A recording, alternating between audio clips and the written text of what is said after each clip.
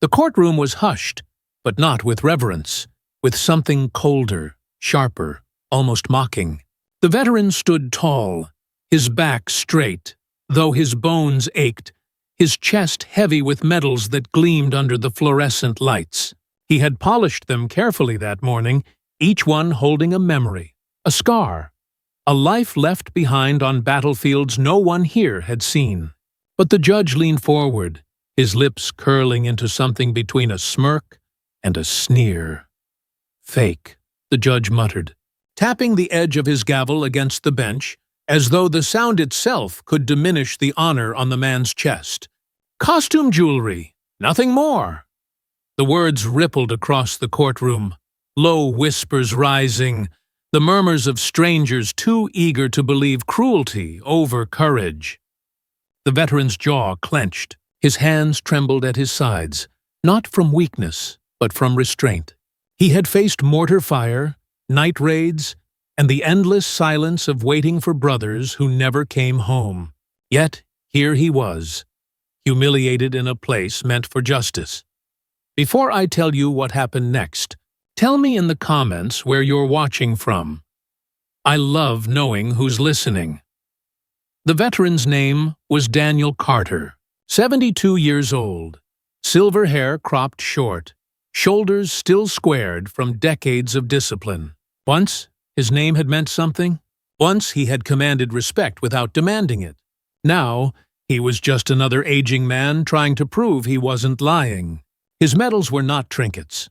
Each one had been paid for in sweat, in blood, in the lives of those he had sworn to protect. But the judge wouldn't stop. "Do you expect this court to take you seriously? That you fought where you say you fought? Men like you buy these online to impress gullible neighbors?" His tone dripped with disdain, the words striking harder than any physical blow. Daniel's daughter, Anna, sat behind him, tears welling in her eyes. She wanted to scream, to defend him, to throw her voice against the tide of disrespect. But her father had told her before they entered this room, "Dignity is the last weapon they can't take from you." Still, as she watched the color rise in his face, the tightness in his throat, she feared dignity might not be enough. The people in the gallery shifted uncomfortably. Some looked away, ashamed for what they were witnessing. Others leaned forward, hungry for spectacle, for the drama of seeing a man's legacy questioned. Daniel felt the weight of every stare, every doubt. And yet, he stood. His voice cracked, but it carried. "Your Honor, with respect, I wore these not for vanity, not for glory, but because every ribbon here carries a name, men who never returned. Men who—" "Enough!" the judge snapped, cutting him off. The gavel slammed, sharp and merciless. "This court will not indulge your fantasies." Gasps echoed through the room. Anna's hands tightened into fists. Daniel lowered his eyes, a storm of memory rushing through him.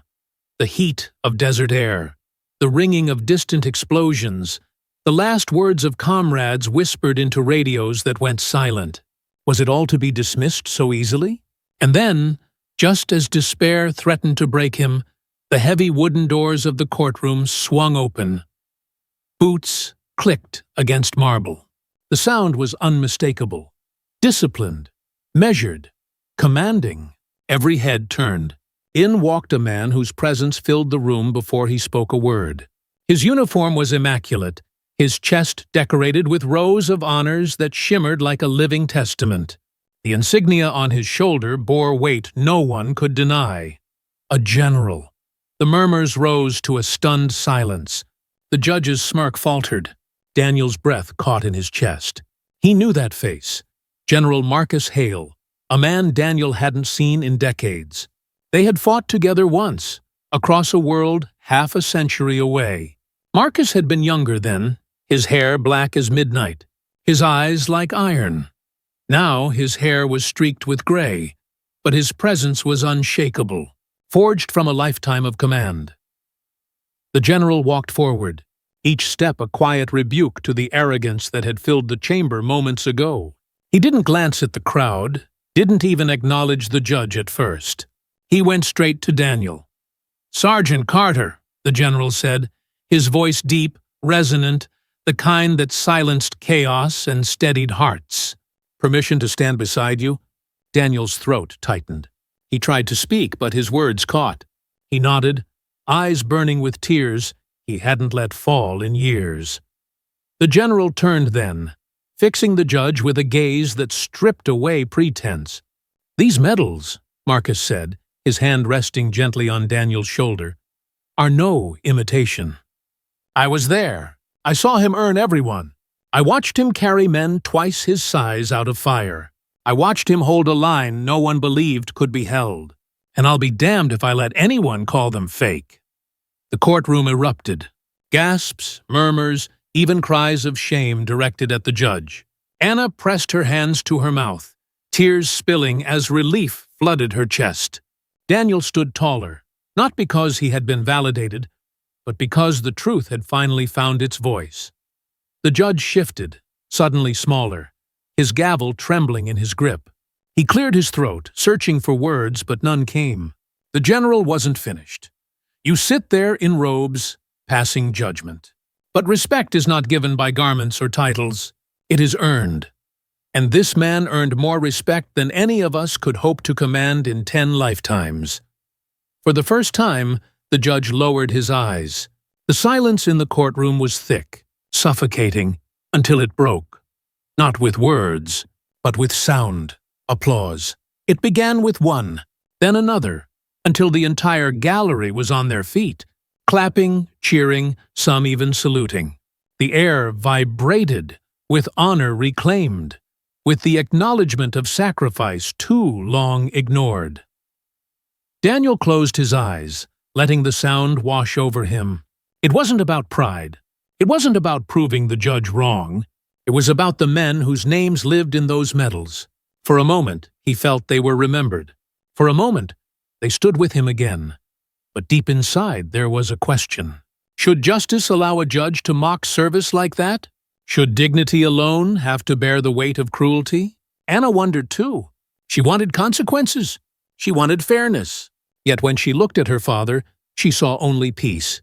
He had chosen not anger, not vengeance, but the quiet strength of knowing who he truly was.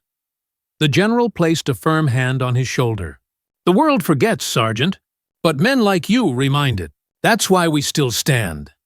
Daniel swallowed hard, his voice finally steady.